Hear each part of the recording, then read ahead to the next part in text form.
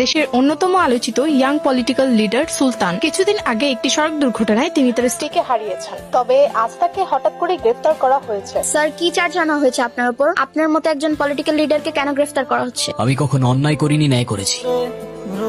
উপরওয়ালা আমার জীবনটা এত মানুষের ভালোবাসায় জান্নাতের মতো বানালেও কিছু মানুষ সেটা নরক বানিয়েছে। আজকে থেকে তোমার আমার কিছু কথা মেনে চলতে হবে। তুমি তোমার ওই ফ্রেন্ডসদের সাথে আর মিশতে পারবে না। মিশতে পারবো না মানে? ওরা আমার ফ্রেন্ডস। ফ্রেন্ড হলেই হাক করবে, ইচ্ছা হলেই গালে টাচ করে দেবে। এমন কেমন ফ্রেন্ডস আমি বুঝলাম না। তুমি বুঝতে পারছো তোমার এই কথাগুলো কত লেম শোনাচ্ছে? ওরা আমার ব্যাচমেট আর আমার ফ্রেন্ডস থাকতে পারে না? না পারে না, এসব ফ্রেন্ডস এর কোনো দরকার নেই। না মানে তুমি বললার হয়ে গেল? কই এতদিন তো তোমার কোনো প্রবলেম হয় নাই। এতদিন হয় নাই, আজ হচ্ছে। আর যখন আজ হচ্ছে তখন আজকের পর থেকে ওদের সাথে আর কথা বলবো না, ব্যাস। তোমাকে আমার আর কিচ্ছু বলার নাই। আরে এভাবে চলে যাচ্ছ কেন? আরে আমার কথার রিপ্লাই তো করে যাও। ঐশী, ঐশী, বাবা বাবা, আর কত শান্তি দিবা আমারে তুমি? কেমন মানুষ তুমি? নিজের কষ্ট বুঝো, আমার কষ্ট বুঝো না। এসব পেইন আমি আর নিতে পারতেছি না। মাঝে মাঝে মন চায় আমিও মায়ের মতো অনেক দূরে চলে যাই তোমাকে ছেড়ে। তখন আর এসব দেখতে হবে না, সহ্যও করতে হবে না। এবার কিন্তু প্ল্যান ক্যান্সেল করাই যাবে না। তুমি আমার কল ধরো নাই কেন কাল রাতে? সুলতান, দিস ইজ টু মাচ।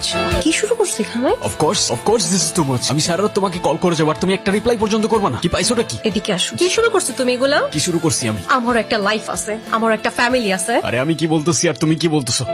আমার কল দেওয়ার সাথে তোমার ফ্যামিলির কানেকশন কি? আম্মু সারা রাত আমার পাশে, কিভাবে আমি তোমার কল ধরবো? আর আমার ফ্যামিলিতে কি চলতেছে তোমার কোনো আইডিয়া আছে? কি চলতেছে তোমার ফ্যামিলিতে? ট্রিপিক্যাল প্রবলেম। বিয়ে দিতে যাচ্ছে আমার, কি বলবো বাসে আমি? আর তোমাকে যে বলবো তুমি কিছু করতে পারবা, পালাতে পারবা আমাকে নিয়ে?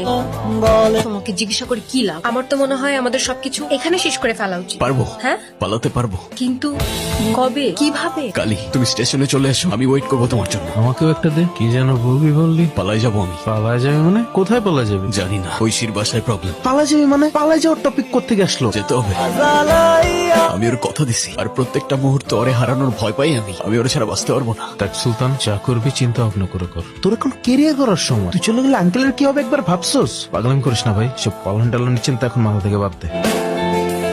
ট্রেন কখন আসবে আমাদের? আমার তোমার সাথে কিছু কথা ছিল। এসব কথা পরে হবে, আগে চলো তো। ট্রেন কোন দিকে আমাদেরটা? এখানে আমাদের ট্রেন নাই। তাহলে কখন আসবে? জানি না, কিন্তু আজ আসবে না। মানে কি? ঐশী, আমাদের এখন পালিয়ে যাওয়াটা ঠিক হবে না। তুমি কি মজা করতেছো আমার সাথে? দেখো আমি এখন একদমই মজা করার মুডে নাই। মজা না, আমি সিরিয়াস। এখন পালিয়ে গেলে তোমার আমার দুজনের লাইফটাই অনেক এলোমেলো হয়ে যাবে। আমার মনে হয় আমার আর একটু সময় প্রয়োজন। তুমি বাড়িতে ফিরে যাও, এসব নিয়ে না হয় আমরা পরে কথা বলি। কেন করলা এটা? আমি তোমার জন্য, আমি আমার বাড়ি, আমি আমার ফ্যামিলি সবকিছু ছেড়ে আসছি, আর তুমি আমাকে ফিরিয়ে দিচ্ছ। ঠিক আছে, চলে যাবো আমি, কোনোদিন আর তোমার সামনে আসবো না। ওই মুহূর্তে প্রচন্ড মায়া হচ্ছিল আমার ওর জন্য। ভাবছিলাম ওর সাথে পুরোটা জীবন কাটিয়ে দিলে ক্ষতি কি। ভাবছিলাম ওকে